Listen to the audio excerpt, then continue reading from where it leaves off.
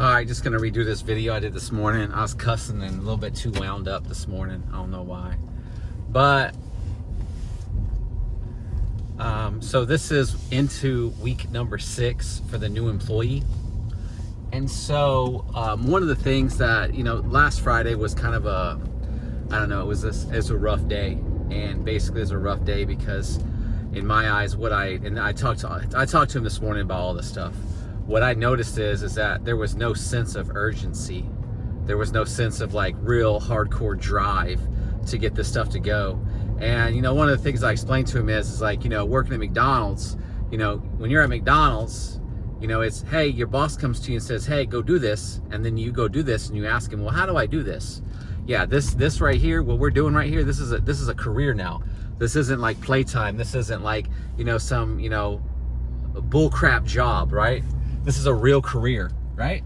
So being a real career, you need to be a go-getter, someone that's out here, getting shit done, because that's what I do. And ever since I've been working in IT, that's kind of how it's always been.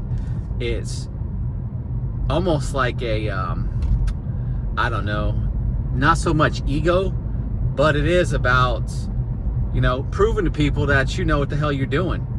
And,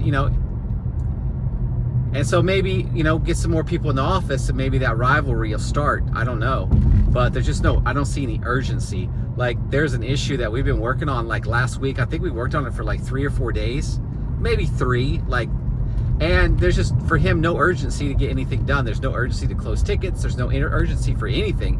It's like just sitting around waiting for, me to tell him what to do. And, this is not McDonald's. This is not some part-time job that, this isn't some, working at, Walmart or whatever, where you can just kind of call it in, just come in and give a little bit of effort. I mean, this is the kind of career that once you get yourself together, you can buy the house, you can buy the car, you can take the trips, you can have the life that you want, you can build that 401k, you can have your savings, you can do all that stuff that you want to do. The American dream. You could live the American dream working in IT, doing desktop support, starting there. But the thing is that you have to be a self-starter, and you gotta want this shit. You guys, it's more than just wanting. You have to wake up in the morning every day and say, hey, look, I want to work harder on myself than I do on my job today. So that means when I get home, I'm gonna study for 4 hours, or I'm gonna study for 2 hours, or I'm gonna study for 1 hour. I have literally spent 4 to 5 years of my life studying for exams. And I'm not kidding you when I tell you that. That's me working an 8-hour shift, coming home. I was poor, broke, all that shit, could barely afford it. Spend me a couple bucks at the gas station on the way home, get me one of them Starbucks coffees just to get myself some caffeine, drink that, and then study for a few hours every day, pounding the book. Not no online YouTube crap, pounding the book, reading the book for hours. Ask anybody who's gotten any Microsoft certification. Now go get 4 of them. Now go get the A+, go get Net Plus, go get some of this other stuff that's out here. Tell me how easy that shit is. Please tell me how easy that is. I did all that stuff, and I went to college, all that stuff. So I paid my dues, and by paying the dues, I'm a go-getter, man. I'm out here just hustling, man. I'm out here. I know what to do. I'm looking for shit to do. I'm not just sitting around waiting for shit to do. And so that's what I had to talk with him today about is that you got to get into this habit where you're actively looking for things to do, actively looking to become better, actively, because the thing is that I'm not going to tell him every single thing that he needs to be successful as a computer desktop technician. I'm not. And the same thing goes with whatever industry that you're in. So like I explained to him many times, even if I found somebody, because I had one of these resumes came in, 4-year degree at KU, no work experience whatsoever, 4-year college degree in computers, right?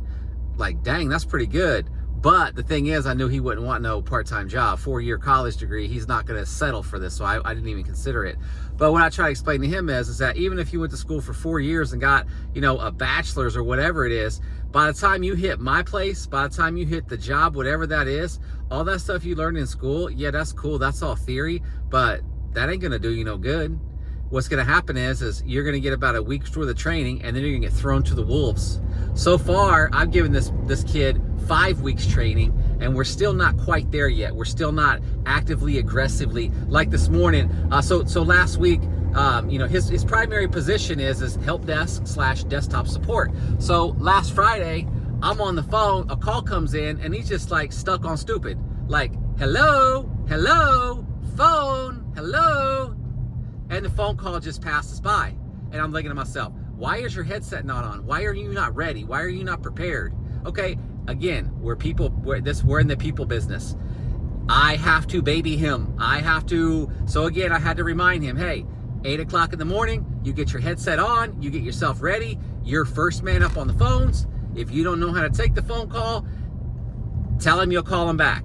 Tell him something, but take the call, get a message, open a ticket, find out what they want, log in, make an attempt. If you can't fix the problem, okay, no problem. Nobody's gonna expect you to know everything in the whole wide world first day. That's just not gonna happen. But what I explained to him is that phone call comes in. Who is this? Okay, let me see if I have access to your computer. Let me remote in. Let me see if I can help you.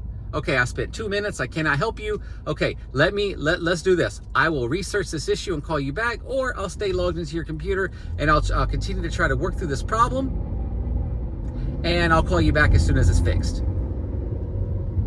I mean, that's all I know to do. The other thing that I know to do is admit I was wrong and fix my mistake. And so, kind of like what I mentioned last Friday on the way home, I went ahead and posted another position on ZipRecruiter for Monday through Thursday from 7 a.m. to 4 p.m. for a experienced desktop support technician. This whole thing of me thinking that I want to train somebody, I could probably train them to do it, but it's like I could pay a little bit more.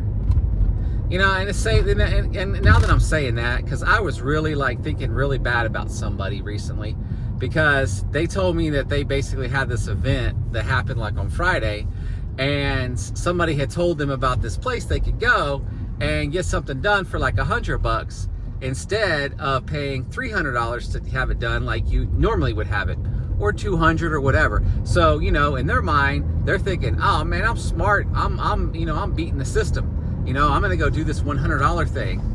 And swear to God, they waited in line in their car for 6 hours on Friday to save some money. And now that I'm saying that out loud, that feels like me. I'm trying to save a buck by not having somebody work a full 40-hour shift.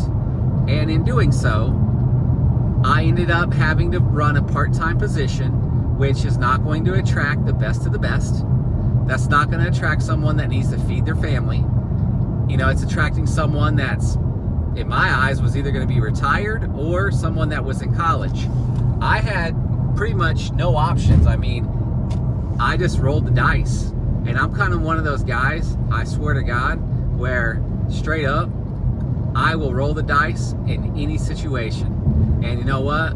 I'll run into a brick wall, I'll fail, and I'll learn my lesson. It will not defeat me. It will not hold me back. It will not crush my spirit, because I have failed 1 billion times, and I'll fail 1 billion more times on my quest to becoming a millionaire and getting my absolute dreams fulfilled, period.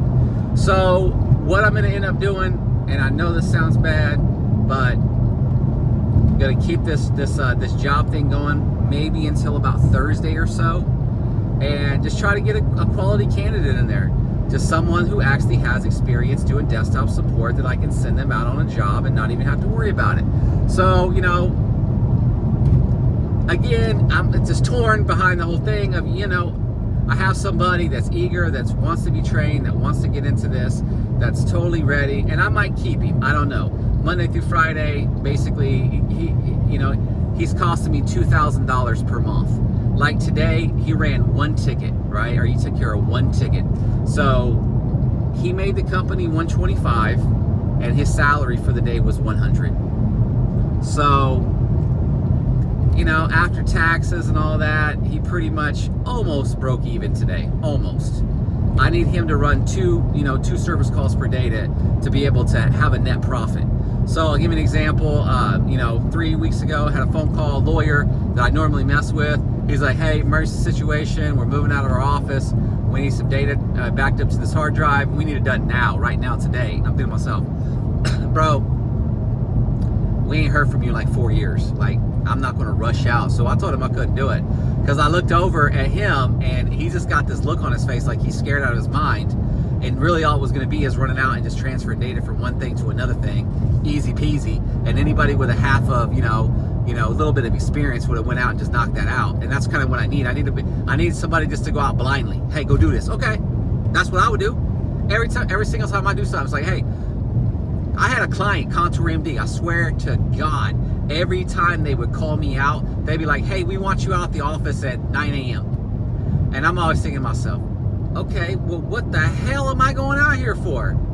Guess you just find out when you get there. Whatever.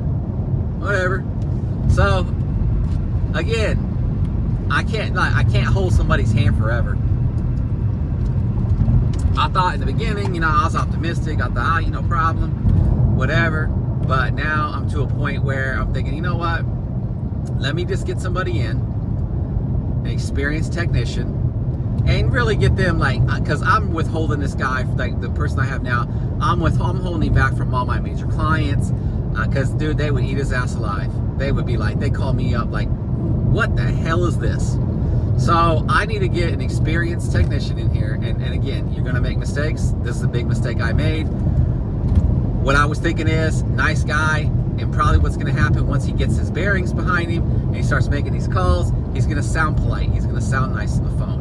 He's going to sound soft and touching and warm and all this stuff to the clients, because a lot of the clients are women. So, they don't want no rough, gruff, outside dog. They want a nice inside dog that's calm and even young, that can take care of them. So I'm thinking I'm going to keep him, and then if this new person comes in and, I start looking at my finances and we're just really not giving, the person that I have now anything, I'm just going to cut him loose. Because I'm not spending $2,000 of my money, which I could be putting into my own retirement fund, to train somebody. No, thank you. It's a business, not a charity. And then over the weekend, also, we live in a world, man, where it's like, we're as business owners. So if you're watching this, you're probably a business owner, or you know me, one of the two. But I've got family members. I just found out that a family member of mine, a young guy, he's probably about 25 or so, just moved in with another family member. He's got 2 kids and a girl he's taking care of. And it's like, okay, that lets you know that there's people out here that just ain't, they're not giving it their all, man. They're not, dude. And same thing goes when you're trying to hire somebody. You're gonna find somebody, but I think that some people have this thing in their mind that you're gonna train me, and I'm gonna get trained to do this, and training. Like, it doesn't matter what profession, even if you're an HVAC, there are 1,000,001 issues that you're gonna run into. There's no way in hell somebody can train you on every single one of those issues. What you gotta do is grab life by the balls and just go figure it out. If you're out there in the field and you run into some shit 5 times and fail, great, awesome. Guess what? You're not gonna fail next time you're out there. That's the way life works. And for these younger people, these inexperienced people, I think that they're just so scared that they're gonna mess up and get fired for one little mistake, that they just don't go out here and fail. So I think that that's what I'm gonna tell him tomorrow when I see him, is go out and fail, and if he still does that thing where he's real lax on the phone, and like today I told him to put his headset on, and then about an hour later I saw he didn't have his headset on no more. I'm thinking in his mind, he's thinking he's just gonna put the headset on whenever a call comes in. But here's the way that works. Call comes in and oh shit, the headset's not on. Now I'm fumbling and bumbling and trying to get something done, and phone's ringing and ringing and ringing and ringing and ringing. Unprofessional. So it's going to be the small details in my mind. I think it'll be the small details that end up getting him fired. It'll be the small stuff, like me just having to tell him the same shit over and over and over again. Put your headset on, check the backups, prioritize your tickets, just the basic shit. Because like I told him the other day, he called somebody and literally was on the phone with this little girl for 2 minutes, just trying for her to get his name and his telephone number written down, right? So she could open a ticket. And I told him, I said, look, bro, if you call somebody and they can't even get your name right in the first minute, hang up. Hang the fuck up. Because guess what? If they can't help you, if they're bumbling and confused in the first minute, what do you think is going to happen when you start unloading on them and you start leaning on them and you start asking them to write down stuff, and it's going to be a shit show. You're going to be on the phone for 10 minutes. No. So same thing goes with him. I mean, that's what I'm going to be looking for, is if he can't get the basics down, if we're not walking in the door every day putting that headset on, if we're not checking backups, if we're not doing the basics. I even wrote all this shit on a sticky note on his thing. So if we can't get the basics down, then I can't fix it. I can't fix that. So, I could train you on a few things and, give you the opportunity, but I'm not a trainer. I'm just not. So I hope the best for him, but at the end of the day, I hate to sound like horrible, but I don't really give a crap, to be honest with you. I really don't. If he makes it, great. If he don't make it, what I'm trying to do, and I know this sounds selfish, and I don't really care, because again, I'm not running a charity. I'm not out here trying to save the world or feed the world or anything like that. That's not my job in life. My job is just to take care of me and my family, and that's it. And that's all I care about. Yeah, there's always time to, care about this and care about that and make sure you have a good, work environment and all that stuff. But my primary job is not to, go out of my way to make sure that, this person's trained and this person understands everything and all. Nah.